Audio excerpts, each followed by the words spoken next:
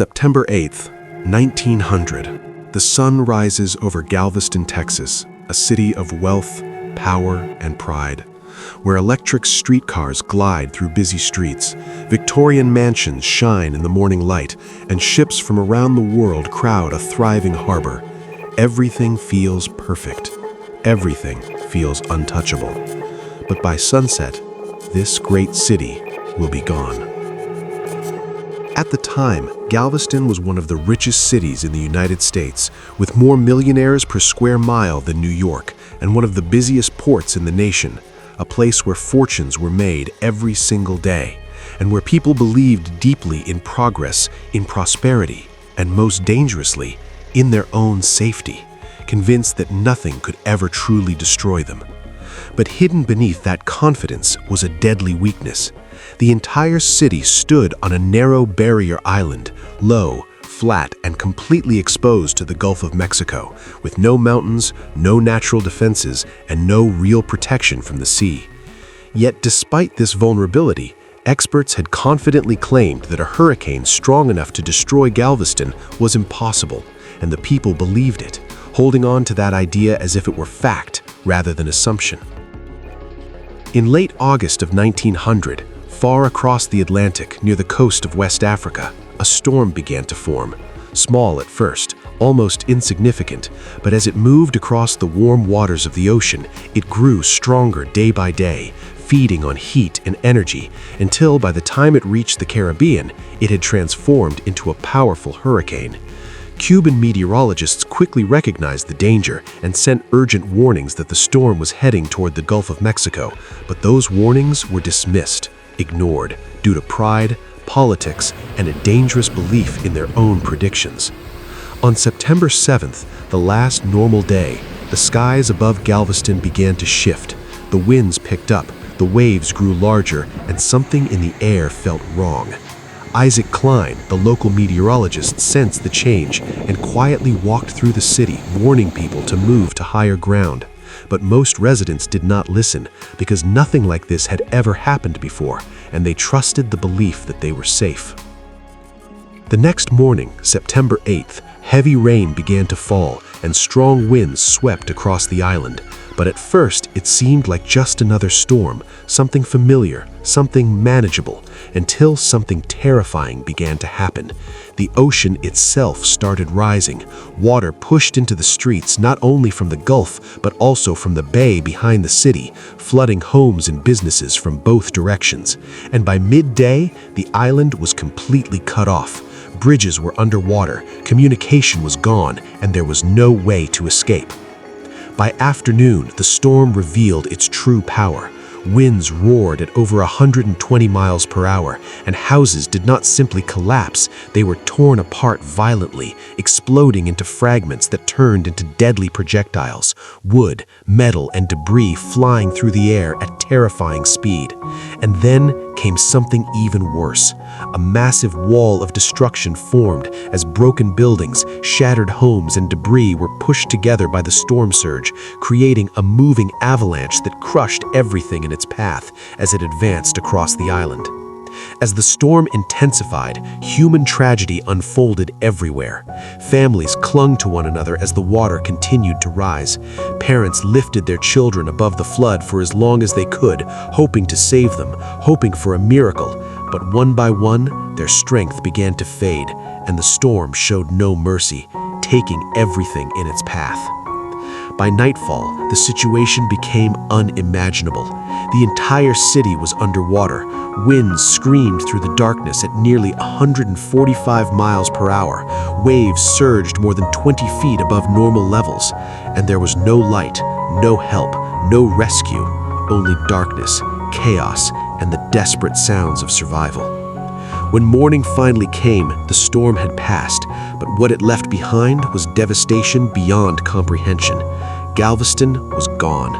Thousands of homes destroyed, entire neighborhoods erased, and bodies scattered across the island. The death toll overwhelming, estimated between 6,000 and 8,000 people, making it the deadliest natural disaster in United States history. In the days that followed, the survivors faced an impossible situation. There were simply too many bodies to bury. At first, they tried to carry them out to sea, hoping the ocean would take them, but the currents brought them back, forcing a horrifying decision.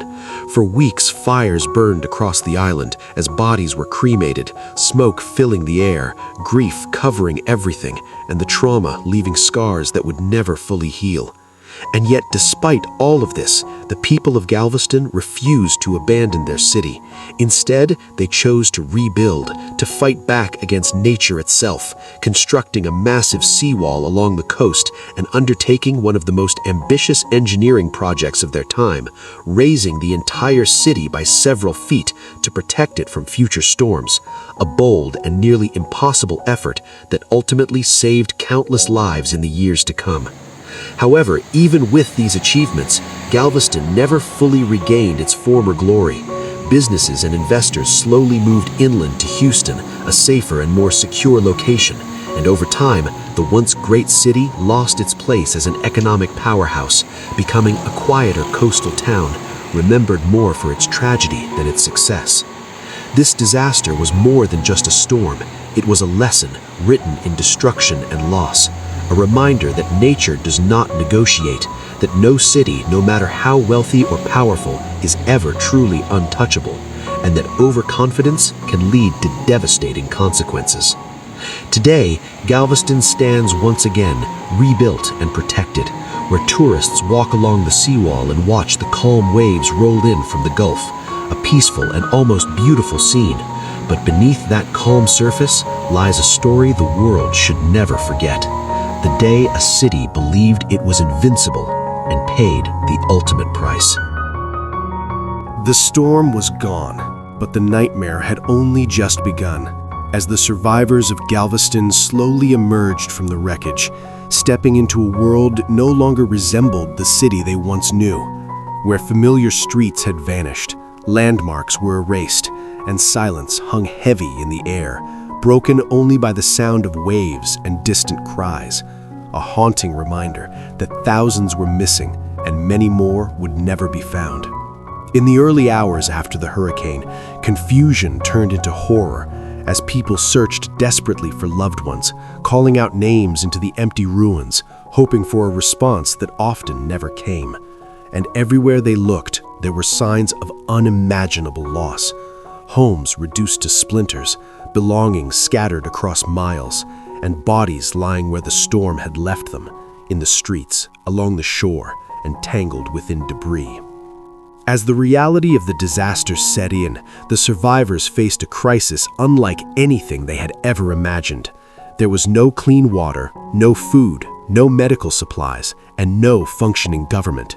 The entire infrastructure of the city had collapsed overnight, leaving behind chaos and desperation. And as the Texas heat began to rise, another invisible threat emerged: disease. The fear of epidemics like cholera and typhoid spread quickly, and officials knew that if they did not act fast, the death toll could rise even higher. With no time and no resources for proper burials, the authorities made a desperate decision: to remove the bodies as quickly as possible. At first, loading them onto boats and sending them out into the Gulf, hoping the sea would carry them away. But within days, the ocean returned them, washed back onto the shore, forcing a grim realization that there was only one option left. Fires began to burn across Galveston, day and night, as crews worked tirelessly to cremate the dead, stacking bodies in large piles and setting them alight. The smoke rising into the sky, creating a dark cloud that lingered over the island for weeks, a constant reminder of the scale of the tragedy. And for those forced to carry out this task, the emotional toll was unbearable. Many could not endure the work for long, turning to alcohol just to numb the pain, while others would carry the trauma with them for the rest of their lives. Martial law was declared, and strict control was enforced to maintain order. Looters were dealt with harshly, and movement in and out of the city was restricted, as Galveston became a place of both survival and suffering. News of the disaster slowly reached the outside world, and when it did, the response was immediate and overwhelming. Aid poured in from across the United States and beyond. Money, supplies, and volunteers arrived to help the shattered city recover.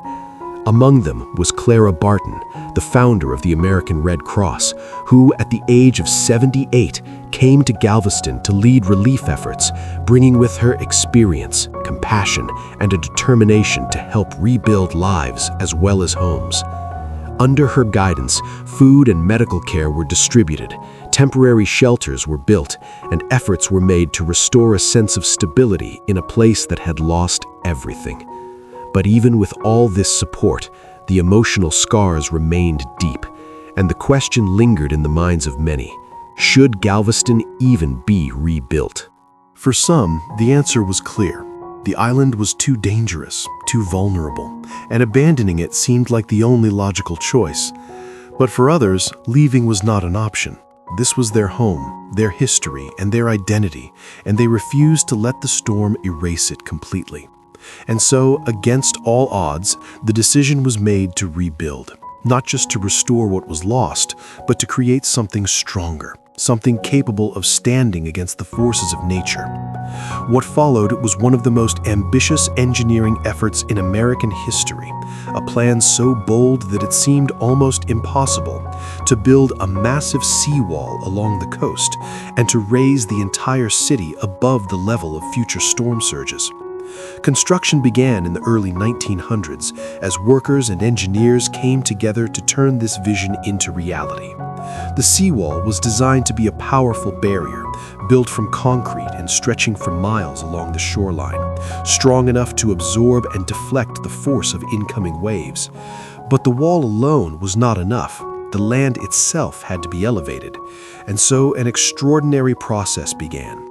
Buildings were lifted one by one using jacks and supports, while sand was pumped underneath them to raise the ground level, in some areas by more than 15 feet, creating a higher and safer foundation for the city. It was a slow, dangerous, and incredibly complex operation, but over time, it transformed Galveston into a place better prepared for the future. And when the next hurricanes came, the difference was clear. Storms that might have once destroyed the city were held back, their impact reduced by the very defenses built from the lessons of the past, proving that while nature could not be controlled, it could be respected and prepared for. But even as Galveston rebuilt itself physically, its place in the world had changed forever. The disaster had shaken confidence, driving businesses and investors away. And inland, another city was rising. Houston, safer from hurricanes and fueled by new opportunities, including the discovery of oil, quickly grew into a major economic center, drawing commerce, industry, and population away from Galveston. Over the years, the balance of power shifted, and Galveston, once known as the Wall Street of the Southwest, became something different. No longer the dominant force it had once been, but instead a quieter coastal city, carrying the memory of its past glory and its greatest tragedy. Yet the story of Galveston did not end in loss alone. It became a symbol, a lesson for the entire nation, influencing how hurricanes were tracked, how warnings were issued, and how coastal cities prepared for the future. The tragedy led to advancements in meteorology, better communication systems, and a deeper understanding of the power of hurricanes. Today, when people walk along the Galveston seawall, they see a peaceful ocean, waves gently rolling toward the shore, children playing, families enjoying the view. And it is easy to forget what happened here, but the past is never truly gone.